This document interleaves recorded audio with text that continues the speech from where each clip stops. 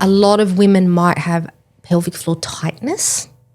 And I will say to you, I've seen in my clinic, I work with a gynae and she sends me patients that she's picked up have what they call vaginismus, which is pelvic floor tightness, hypertonicity, but possibly the driver is not gynecological. So endometriosis, there could be one driver, okay? So she's gone, and she's worked with me as well as being my patient. So she understands the SIJ in the pelvis and how you can injure it and that can drive problems, okay?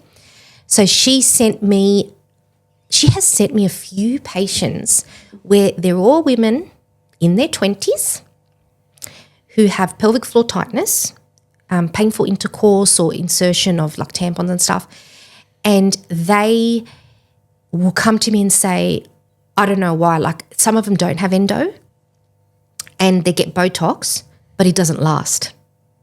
Oh, yeah. Now, if Botox isn't lasting and it just keeps coming back, what's the driver is the question. So this gynae is amazing. She can then go, I think something else is going on structurally here. So she'll send them to me. I have a look and we start diving into, like you said, what's going on. Mm-hmm. And I realise they're lifting some heavy weights at the gym. Okay. You told me about this. Yeah, and the problem with that is they are either really butt squeezing, you know, where you see all these people doing it, tailbone tucked in, squeeze right at the top of the thrust or the end of the squat, or they're not, the weight is so heavy, they cannot maintain intra-abdominal pressure. Yes. So they are bulging at the tummy, that's putting all the pressure down onto their bladder, their pelvic floor, and what's the pelvic floor got to do? Grip. It's like an extra hand. Yes. Yeah. So that's another whole area, This is such an important topic because I feel like a lot of people do this, right? They go to the gym, they really want to focus on getting bigger glutes. This is the female world. And they'll start doing hip thrust and hip thrust and hip thrust, Bulgarian split squats, whatever it is. But with big weights too. Yeah, big weights, but they won't focus on developing their core to the same standard. They're focusing on their glutes. They can do those weights, but exactly. Their glutes are strong. Their glutes are strong enough to do it, but their core eventually won't be able to handle that 200 kilo hip thrust that they're doing. And that can come with a plethora of issues if that's ongoing. Yeah. And one of them is the pelvic floor. So we can't just sort of go, all right, everyone suck up their pelvic floor without really making sure that no one has an issue like that. Yes. Yeah. So would you recommend people to exercise before getting pregnant? Oh, 100%. You know, that is a big factor and in between. Yep. Okay, because I was really young and I didn't know enough back then. I had my first baby at 25. And, you know, even though I was a young physio, I hadn't delved deep enough into all of this yet. And it's happened more with time over the years with the industry anyway. And I didn't. And I'm lucky that it's not too bad, but I did have issues because of it. I didn't strengthen in between my children enough. And you should. Yep.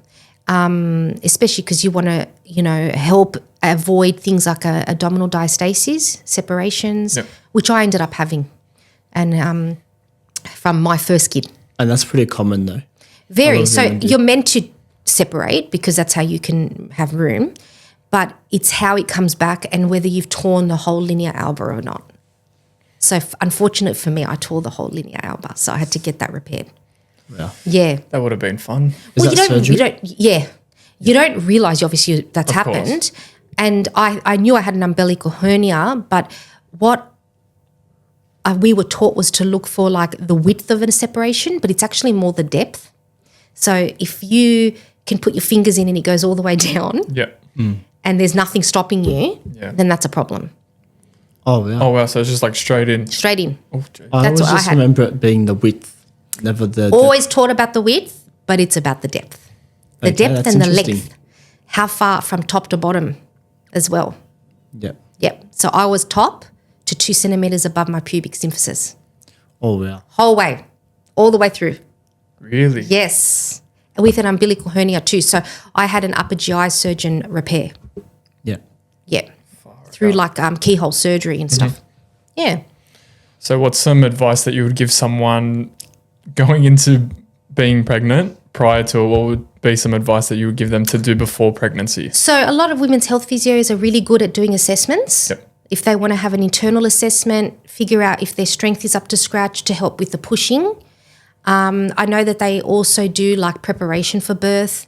If they don't want to do that, then seeing someone like us with an ultrasound machine, and we can have a look at their pelvic floor and abdominals and just give them some strengthening to do, or make sure and screen them for, like, as I said, hypertonicity or other issues that might affect their ability to give birth. Yeah. And prevent incontinence issues later, or prolapse issues, yeah. Would you say that's part of a sling? Which part? Like the pelvic floor Yeah, and it the is known as- core and everything like that? Yeah. So the pelvic floor is known as a sling, the group of the muscles. And then what happens is there's a fascial attachment to your transverse abdominis. Yeah. So you know how I describe it? I always say to my patients, it's like wearing a pair of those corseted undies, you know? So you've got your The sling. ones that suck everything in. Yes. Yeah. So you've got your sling underneath, okay, which is the gusset part of the undies. Then you've got the panel that goes up to the top here at the front, because you've got your lower, mid, and upper TA. Yes. Yeah? And then you've got the multifidus at the back that's attached via the fascia, the thoracolumbar fascia. So your lower back. So literally put on a pair of those corset undies, that's your core. Wow, okay. Yeah. Yeah. I don't Yeah. feel like anyone understands that. Yeah. Yeah. So you can't, so your core has 3 components, all right? It's our job to figure out which part of the components isn't working, Yeah. but particularly in any type of back pain, back, pelvis, hips. So you guys would be looking at all of those sections. Yeah. Yeah.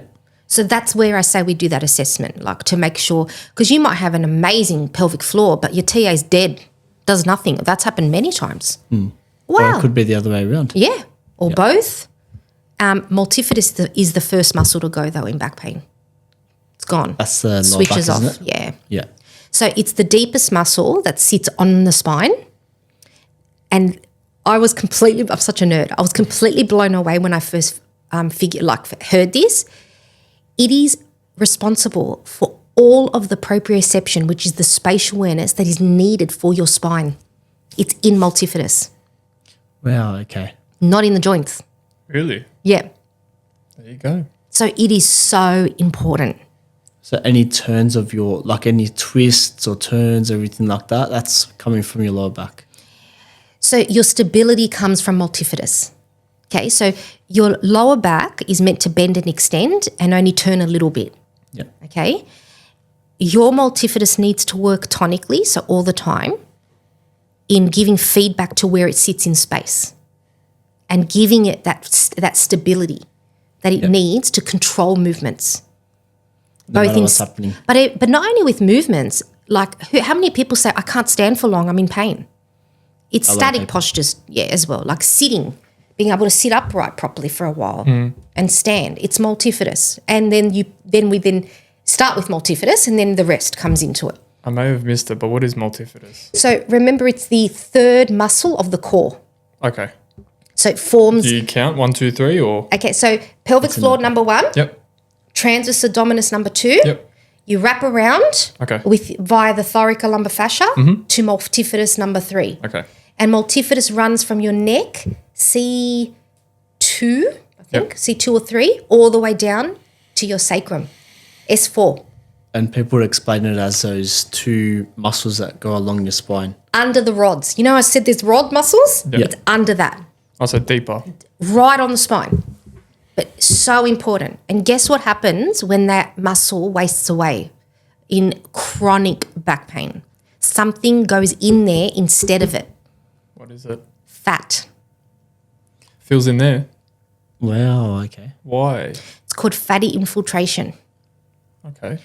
And unfortunately, you can improve the multifidus. But yes, that can happen. And that tells us, that's a huge clue. It tells us that patient has had issues there for a very long time. Okay. So We could see it on replaces- MRI. Okay, so it replaces muscle with fat? Wow. And how long does that take to develop? Is that just an over... I don't know the answer to that Okay, one. okay. too deep of a question. I need to look at the research of that one. Okay. And how do you strengthen that muscle? Good question. It's not an easy one.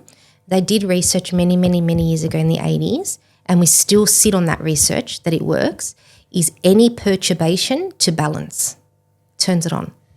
Okay, so what that means is if you're standing in good posture, not rigid, just comfortable, and someone pushes you, Switches on. it should switch on. Oh, Okay. Okay, so that means that's how we train it. We turn it on with a small perturbation. So we tell people to rock forward onto their toes, lift their heels just a centimetre off the ground, and that should switch on multifidus. It won't if you're like this doing it. Yeah. All right, you've got to have to be in be neutral full spine. upright. Neutral spine. yeah. Comfortable neutral spine. And you will see it switch on. Some people better than others, but it's a starting point. Okay. It's a So if starting he's point. standing up straight, I just push him over for a bit. Or if you just give him a tiny nudge, Oh, he does it anyway, so it's his fine. multifidus will turn on. My multifidus is on all the time. I'm training you, man. No, thanks, man.